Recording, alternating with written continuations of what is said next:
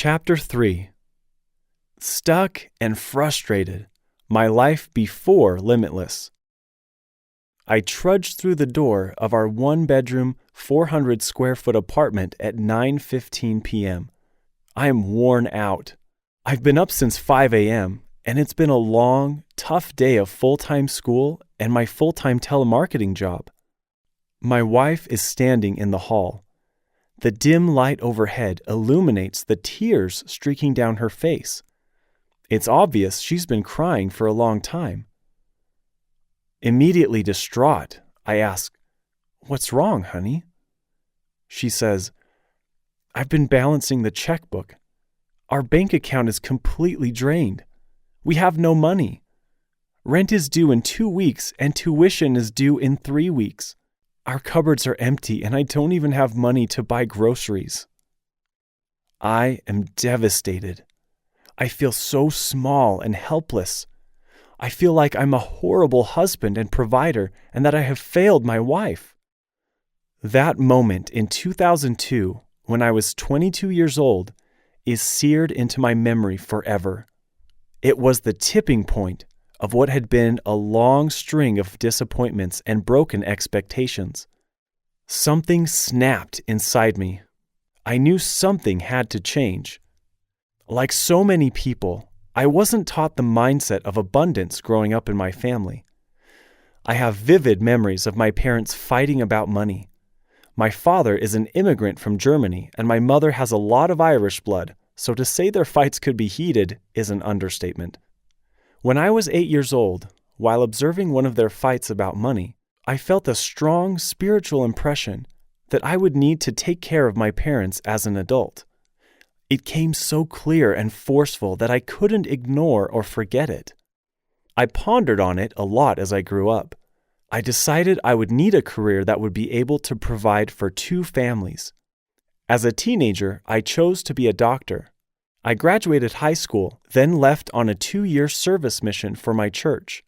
A few months after arriving home, I met my beautiful wife, Kris, and was immediately smitten.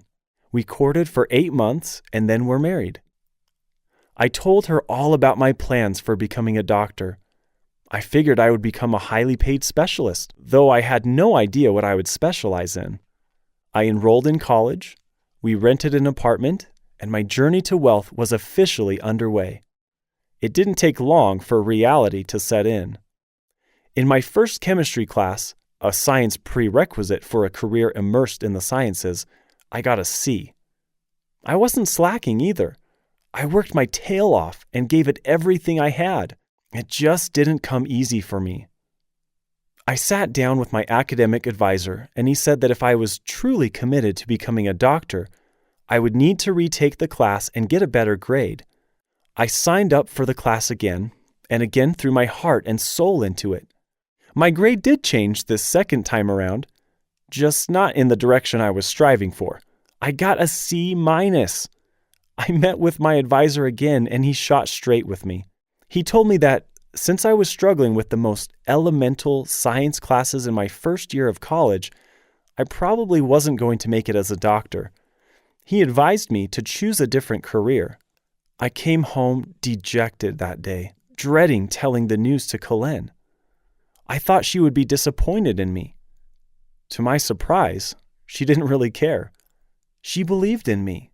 She knew I would figure it out, but I wasn't so sure. My hopes were dashed. My dream was dead.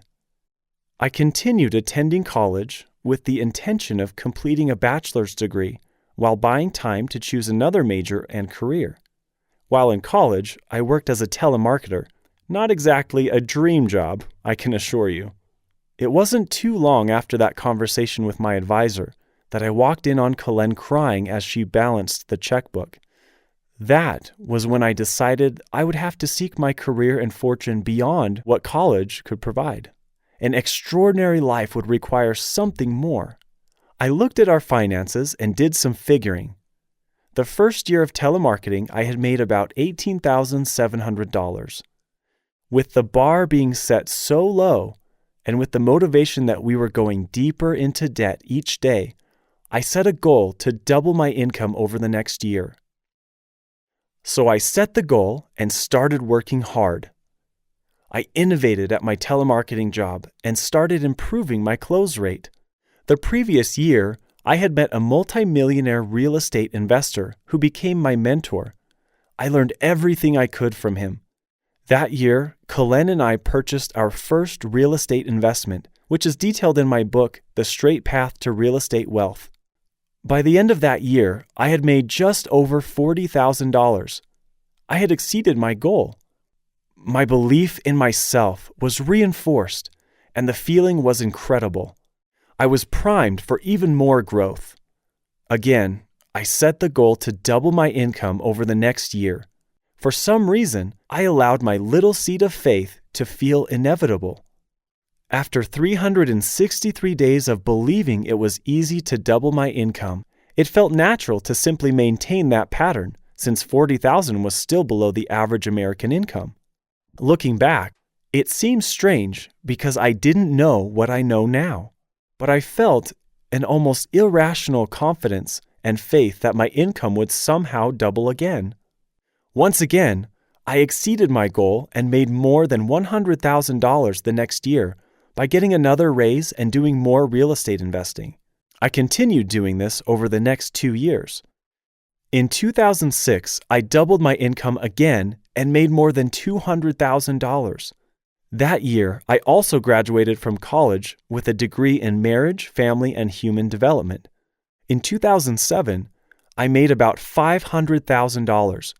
I quit my job and retired. I had built enough passive income that I would never have to work again. I've never used my college degree to earn money. Then, I hit my ceiling of self-imposed limitations. I became terrified. If I were to double my income again, that would mean I would make $1 million in a year, and I didn't believe that was possible for me. That was just too much. So the next year, I proved myself right. My income didn't double. In fact, it stayed exactly the same. This was a revelation to me. I realized that when I absolutely believed in my goal of doubling income, it happened. But when I no longer believed it was possible, I was right again. As Henry Ford said, whether you think you can or you can't, you are right. It is your thinking that makes it so. By this time, having officially retired, I was staying at home. Being a stay-at-home dad with my wife and 2-year-old daughter wasn't at all how I envisioned it would be. I love my family very much, but I felt like something was missing. I had more to contribute to society. 6 months after retiring, Colleen and I were vacationing in Jamaica. We were walking hand in hand down the beach, celebrating retirement and the birth of our son, who would be arriving in 3 months. I will never forget her looking up at me and asking the question that would change our lives. So what are you going to do with your life? I actually found the question insulting, and I was shocked that I did.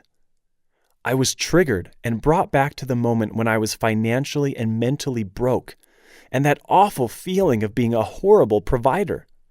I wanted to shout, "Aren't I enough yet? I'm 26 and retired. You have everything you could ever want." But I had completely misinterpreted her intentions through the lens of my woundedness.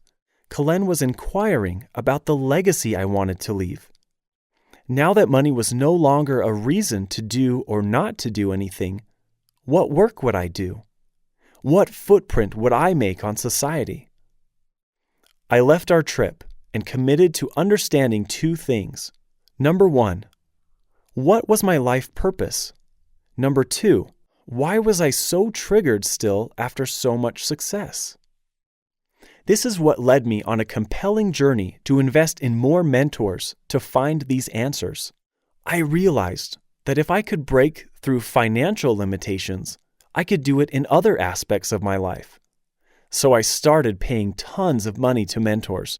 They all did work to help me break through my limiting beliefs. They all had different systems, and I experienced varying results with them. They were all very valuable in their own right. But I hit a point where I realized how reliant I was on my breakthrough coaches.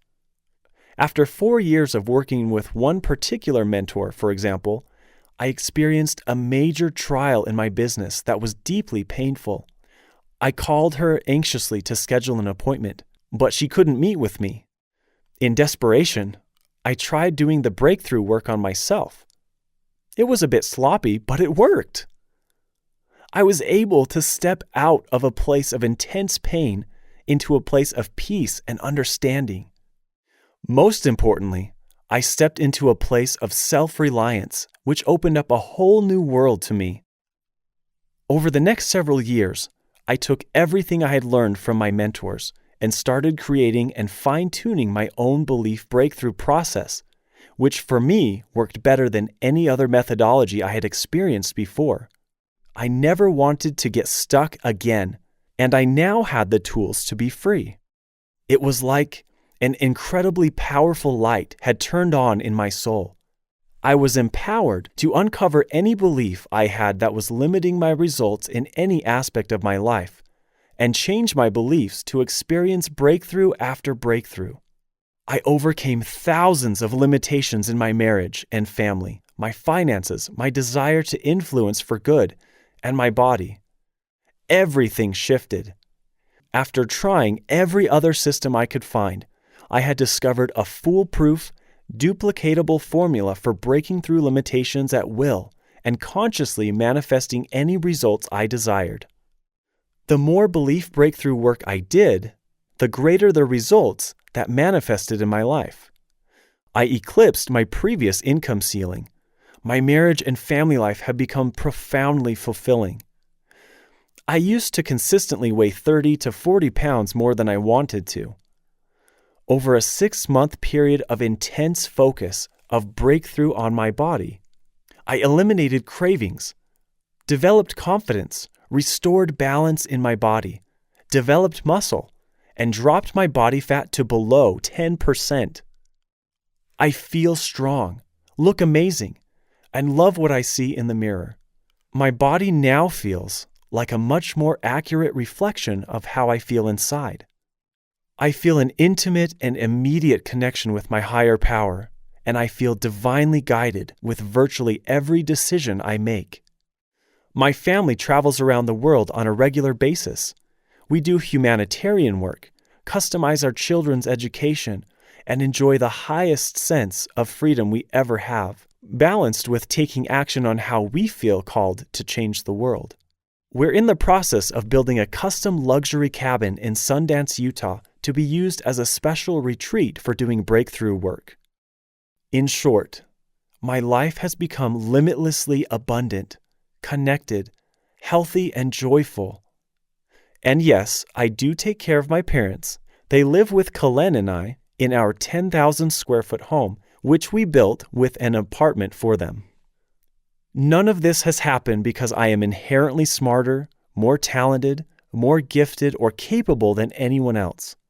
It has happened because I have gone on an obsessive quest to uproot and eliminate every false and limiting belief that has placed a ceiling on my results.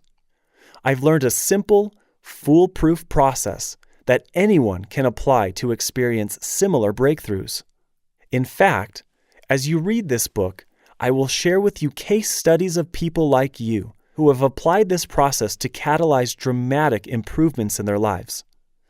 I've been honored to work with these people and help them discover and unleash their own greatness. I hope I can do the same for you as you learn the belief breakthrough process and the art and science of manifesting in this book. Here are some selected quotes on the topic discussed in this chapter. There is no man living who isn't capable of doing more than he thinks he can do. Henry Ford. Most people live, whether physically, intellectually, or morally, in a very restricted circle of their potential being. They make very small use of their possible consciousness and of their soul's resources in general, much like a man who, out of his whole bodily organism, should get into a habit of using and moving only his little finger. William James. The potential of the average person is like a huge ocean unsailed, a new continent unexplored, a world of possibilities waiting to be released and channeled towards some great good. Brian Tracy. We are hoarding potentials so great that they are just about unimaginable. Jack Schwartz. Our deepest fear is not that we are inadequate. Our deepest fear is that we are powerful beyond measure. It is our light, not our darkness, that most frightens us. Marianne Williamson.